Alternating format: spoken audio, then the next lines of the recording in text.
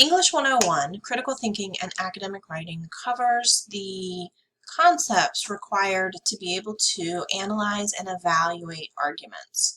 So it's a really important skill that I think students tend to find very valuable once they have learned it.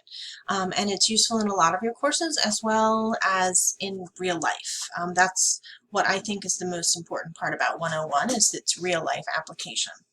So in this video, I'm just going to give you a very quick overview of where to find the syllabus for the course so that you can learn a little bit more about what's being covered. Any course that you're in, the syllabus is in the same place. So you can go to Content, and then go to Getting Started, and then go to the Syllabus, Schedule, and Policies submodule. And if you scroll to the bottom, you will see the syllabus link. And the syllabus is like a contract for the course. It talks about the description of the course and the core course performance objectives as well as measurable performance objectives that students will have to meet in order to be successful in the course. So if you want to know a little bit more about what this course really is about, definitely take the time to look over the syllabus for the course.